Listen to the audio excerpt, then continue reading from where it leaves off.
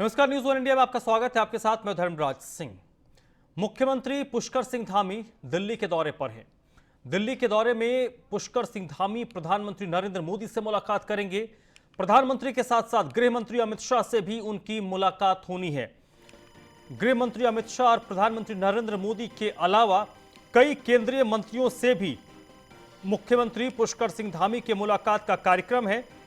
दिल्ली में महाराष्ट्र के राज्यपाल से भी उनकी मुलाकात होनी है। रविवार तक मुख्यमंत्री पुष्कर सिंह धामी दिल्ली में ही रहेंगे और दिल्ली में इस दौरान कई कैबिनेट मंत्रियों, प्रधानमंत्री के साथ साथ केंद्रीय गृह मंत्री से उनकी मुलाकात होनी है। महाराष्ट्र के राज्यपाल से भी पुष्कर सिंह धामी मुलाकात करेंगे और उनके कार्यक्रम के बारे में जो जानकारी मिल रही है कि वो रविवार तक दिल्ली में ही है।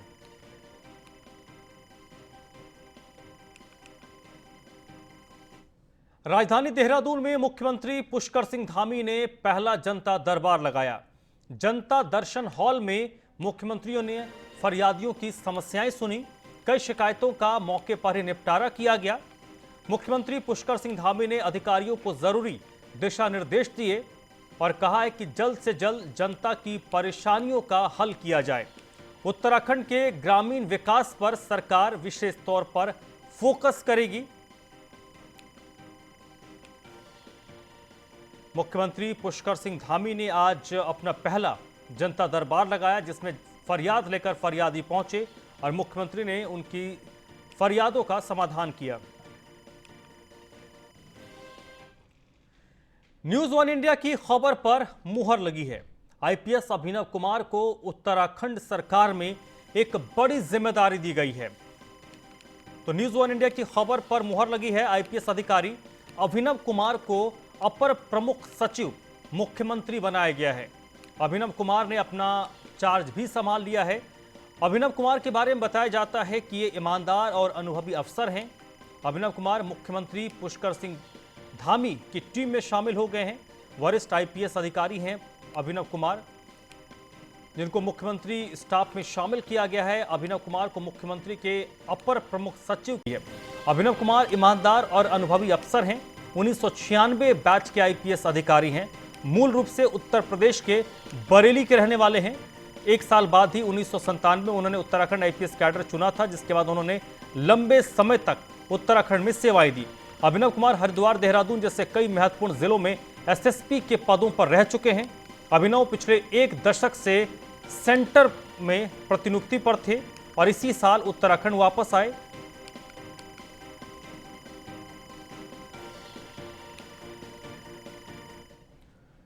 हरिद्वार में हुई सबसे बड़ी डकैती के मामले में पुलिस के हाथ अभी तक खाली हैं। 3 करोड़ के जेवर और आभूषण लूट कर बदमाश ले गए। सभी बदमाश अलग अलग रूट का इस्तेमाल करके भागे थे और इस घटना में इस्तेमाल एक बाइक अस्पताल के बाहर मिली है। डीआईजी गढ़वाल नीरू गर्ग ने घटनास्थल का दौरा किया। इस लूटकांड में डीआईजी ने व्यापारियों को कार्रवाई का भरोसा दिया है, लेकिन सबसे बड़े लूटकांड में अभी तक एक भी आरोपी पुलिस के गिरफ्त में नहीं आया है और ना ही लूटे गए माल को जब्त किया जा सका है। हालांकि इस घटना को अंजाम देने के बाद जो लुटेरे थे वो एक साथ नहीं भागे हैं, अलग अलग दिशा की ओर ये अपराधी भागे हैं और ये इसका सीसीटीवी फुटेज है। और इतनी बड़ी लूट की घटना के बाद पुलिस प्रशासन के भी कान खड़े हो गए हैं। हालांकि डीआईजी ने खुद मौके पर पहुंचकर व्यापारियों को भरोसा दिया है कि इस लूटकांड का जल्द से जल्द पर्दाफाश किया जाएगा, जल्द से जल्द इस कांड का उद्भेदन किया जाएगा। लेकिन अभी तक इस मामले में पुलिस के हाथ खाली हैं। 3 करोड़ के जेवर और आभूषण लुटेरे लूट कर फरार हो गए।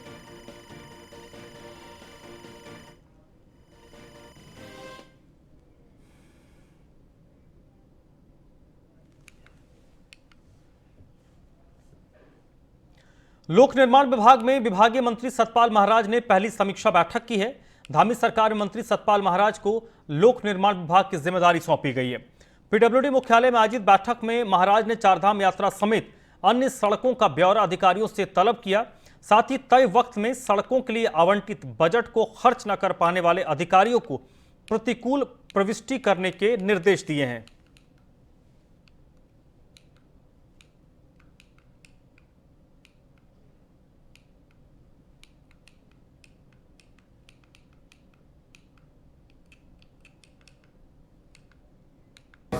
आज मैंने लोक निर्माण विभाग की समीक्षा बैठक की है। इसमें इनके द्वारा जो कार्य किए जा रहे हैं उनकी समीक्षा की गई और मैंने ये हिदायत दी है कि सड़कों का रखरखाव ठीक होना चाहिए, गड्ढे दूर होने चाहिए और सड़कों की हिफाजत तभी होगी जब नालियाँ बनेंगी। पानी से जो इरोजन हो जाता है, सड़क खराब हो जाती है, उसको रोकने की व्यवस्था की जाए। चार धाम परियोजना में कुल प्रस्तावित कार्य जो हैं हमारे 53 हैं, जिनकी लागत 11,700 करोड़ है। इसमें स्वीकृत कार्य हमारे 40 हैं और शेष कार्य जो हैं। मंत्री बंशीधर भगत की अध्यक्षता में विधानसभा स्थित सभा कक्ष में एक बैठक का आयोजन किया गया, जिसमें राशन विक्रेताओं की समस्याओं को सुनकर तमाम जरूरी फैसले लिए गए। बैठक में फैसला लिया गया कि राज्य में खाद्यान्न योजना और चीनी के लिए राशन विक्रेताओं का लाभांश बढ़ाकर 50 रुपये प्रति क्विंटल किया जाएगा। अभी तक ये चीनी में 7 रुपये 28 पैसे और राज्य खाद्य योजना में 18 रुपये प्रति क्विंटल था। बैठक में फैसला हुआ है कि राशन विक्रेता की कोरोना से मौत होने पर वारिस को दुकान आवंटित किया जाएगा और 10 लाख रुपए की बीमा स्वरूप आर्थिक सहायता दी जाएगी।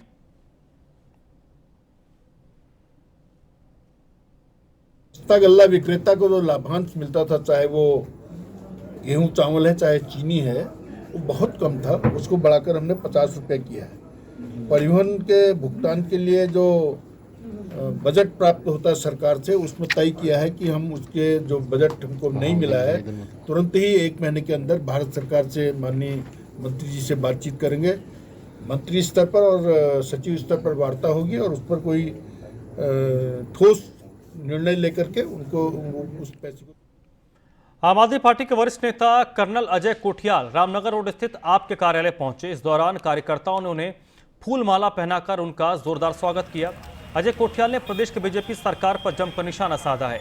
उन्होंने कहा कि जिस तरीके से दिल्ली में अरविंद केजरीवाल की सरकार में लोगों को बिजली मुफ्त दी जा रही है, उसी विजन पर भाजपा को उत्तराखंड में बिजली मुफ्त देने की घोषणा करनी पड़ रही है। रामनगर में आयोजित आम आदमी पार्टी की युवा संवाद कार्यक्रम में भाग लेने जा रहे आपके वरिष्ठ नेता कर्नल अजय कोठियाल ने कहा कि उत्तराखंड का युवा अब बड़ा परिवर्तन चाहता है। कांग्रेस और बीजेपी की नीतियां तो दिल्ली से तय होती हैं, इसलिए बार बार मुख्यमंत्री बदल दिए जाते हैं, लेकिन आम आदमी पार्टी सीएम बदलने के बजाय यहां की बदहाल व्यवस्था को बदल कर दिखाएगी।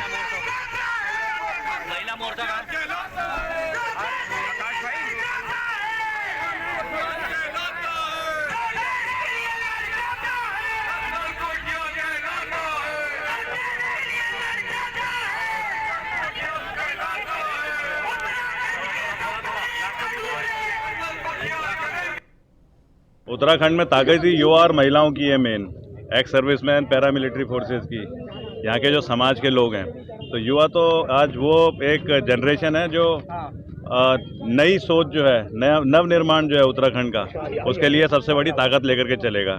जिस तरीके से हमको आज कुमाऊं में वेलकम करा जा रहा है, जसपुर से लेकर के और अभी तक, और ये जो मालाएं जिस तरीके से हमारे ऊपर डाली गई हैं एक अच्छे विचार से, हमारी आंखों में आंख मिला करके, इन युवाओं को तो हमने जरूर यूज करना है और इसी ताकत के साथ में हम नवनिर्माण पे आगे बढ़ते हैं। उत्तराखंड के पर्यटक स्थलों पर कोविड नियमों की धज्जियां उड़ रही हैं। मसूरी और हरिद्वार में सैलानियों का हुजूम उमड़ रहा है और यहां पर शारीरिक दूरी का पालन भी नहीं किया जा रहा। स्थानीय पुलिस प्रशासन भी यहां नजर नहीं आ रही है।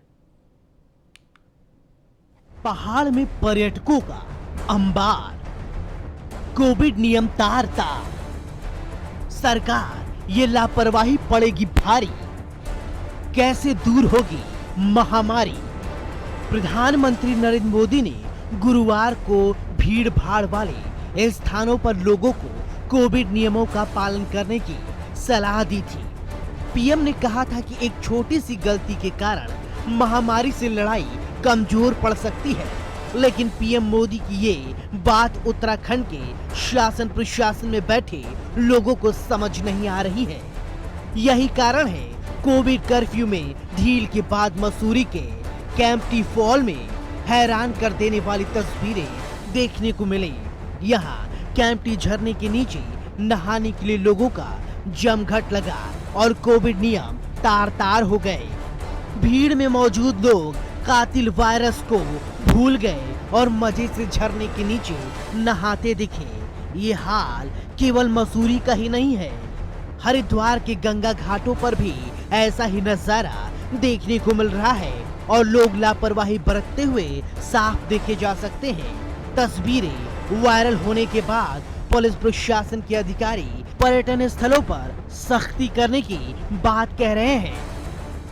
तुरंत ही जो है इस पर पुलिस महानिदेशक द्वारा जो है संज्ञान लिया गया। केएमटी की जो वीडियो आई थी आज इसमें वीसी की गई पुलिस महानिदेशक द्वारा और सभी के साथ जो है नैनीताल, टिहरी, हरिद्वार जहां जो मुख्य पर्यटक स्थल है उनके जो एसएसपी है उनको निर्देशित किया गया है कि जो वीकेंड आ रहा है तो आज से ही जो है वो तैयारी में रहे, अपने बॉर्डर्स जो चेक पोस्ट है वहाँ पर जो है अपनी डिप्लॉयमेंट रखे और जो कोविड की गाइडलाइंस और जो निर्देश आए हुए हैं कि जो आने वाले हर आदमी का जो है RT-PCR चेक किया जाए और उसका रजिस्ट्रेशन पोर्टल पे हुआ कि नहीं वो चेक किया जाए और तत्पश्चात ही जो है गाड़ियों को आने दिया जाए। तो यदि कोई इस तरीके की संभावना पाई जाती है जहां पर इस तरीके का नहीं किया जा रहा है तो पहले लोगों को जो है अवेयर भी किया जा रहा है, लेकिन उसके बाद भी अगर कोई करता है तो उसके विरुद्ध स्ट्रिक्ट कार्रवाई करने के लिए भी कहा गया है कि चालान भी किए जाएं और अगर आवश्यकता पड़ेगी तो फिर उसके अकॉर्डिंग आगे भी विधिक कार्रवाई की जाएगी। देवभूमि के पर्यटक स्थलों पर उमड़ रही भीड़ का ठीकरा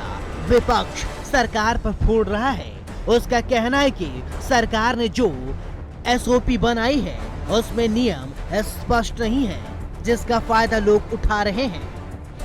सरकार ने जो SOP बनाई है, सरकार की मॉनिटरिंग की वजह से उसका पालन नहीं हो पा रहा है, क्योंकि सरकार की तरफ से कभी भी दिशा निर्देश यहाँ पर बहुत स्पष्ट नहीं आते हैं और स्पष्ट गाइडलाइन नहीं आने की वजह से प्रशासन में भी कन्फ्यूजन रहता है कि कैसे उसकी पालना कराई जाए। लेकिन फिर भी जनता से आग्रह किया जा सकता है, पर्यटकों से निवेदन किया जा सकता है, बहुत सारे तरीके हैं अनुग्रह करने के कि उस SOP का पालन करने के लिए। सरकारों को राज्य में कोविड प्रोटोकॉल को पालन कराने के लिए सरकारों को हमेशा सजग रहना चाहिए, लेकिन सरकारों के साथ साथ जनता को भी सजग रहना चाहिए।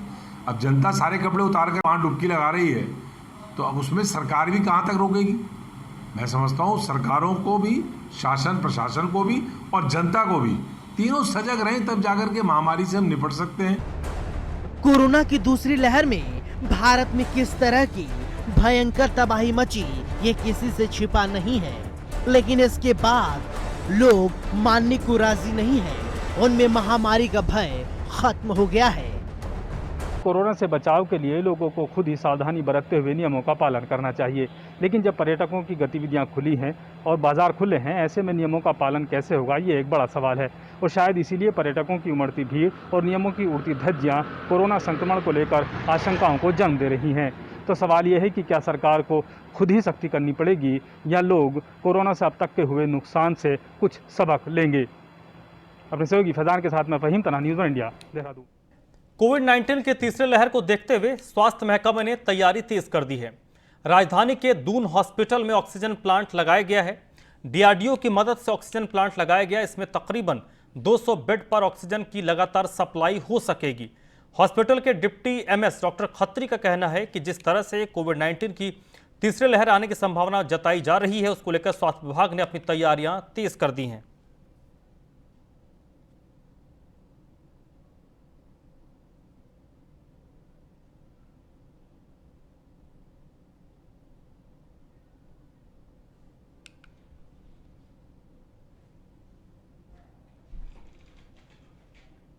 जैसे कि आप सभी लोगों को बहुत अच्छे तरीके से विदित है कि जो सेकेंड वेव में ऑक्सीजन की शॉर्टेज हुई थी और पेशेंटों की संख्या बहुत बढ़ गई, तो थर्ड वेव को देखते हुए गवर्नमेंट ऑफ इंडिया ने हमें DRDO के थ्रू 2 प्लांट जो है हमारे मेडिकल कॉलेज को अलॉट किए हुए हैं।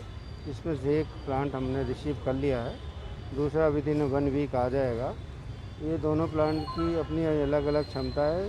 1000 लीटर पर मिनट ये बनाएगा और हम उसे सप्लाई करेंगे। इससे हम लोगों को, पेशेंट को ऑक्सीजन सप्लाई करने में। हल्द्वानी में 13 जगहों पर यातायात नियंत्रण करने के लिए 1 करोड़ की लागत से ट्रैफिक लाइट लगाई गई थी, लेकिन ये ट्रैफिक लाइट अब नाकाम साबित हो रही है। पुलिस प्रशासन बार बार इनके ट्रायल करने की बात तो कहता है, लेकिन अब तक हालात जस के तस हैं। दरअसल इन ट्रैफिक लाइट्स को ऐसी जगह पर लगा दिया गया है जहां इनका कोई इस्तेमाल ही नहीं हो रहा। वहीं SP ट्रैफिक का कहना है कि लाइट्स का ट्रायल कर लिया गया है और जल्द ही सभी ट्रैफिक लाइट्स को शुरू कर शहर को जाम से निजात दिलाई जाएगी।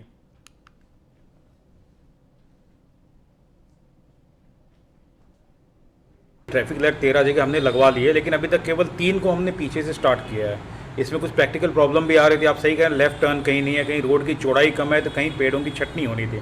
उसके लिए हमने संबंधित विभाग को बता दिया था।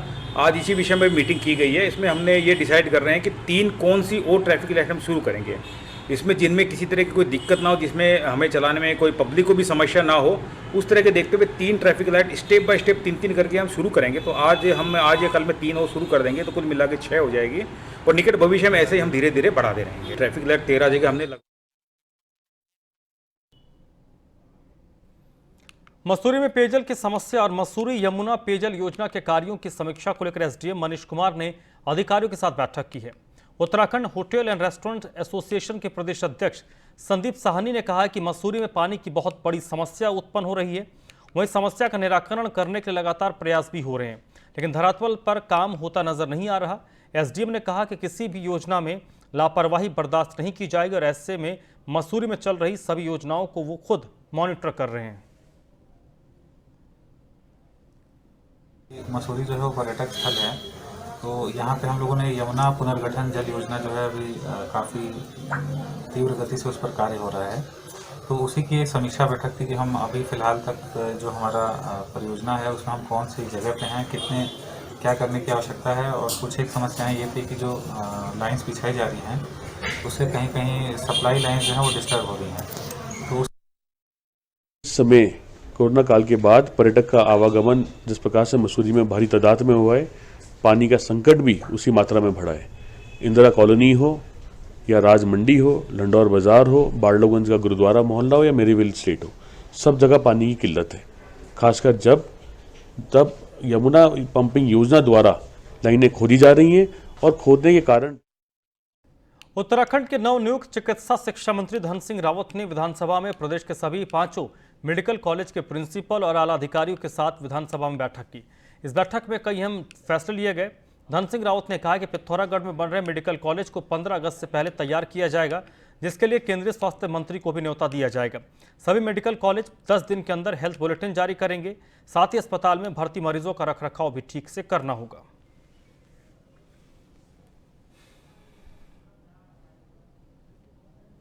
हमारे जो सभी मेडिकल कॉलेज हैं उत्तराखंड के, चाहे देहरादून मेडिकल कॉलेज हो, चाहे हरिद्वार का हो, चाहे श्रीनगर का हो, चाहे हल्द्वानी का हो, चाहे हमारा अल्मोड़ा का हो, चाहे पिथौरागढ़ का हो, अभी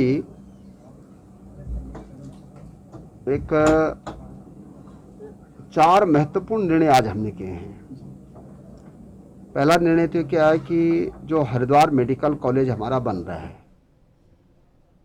इस बुलेटिन में फिलहाल इतना ही।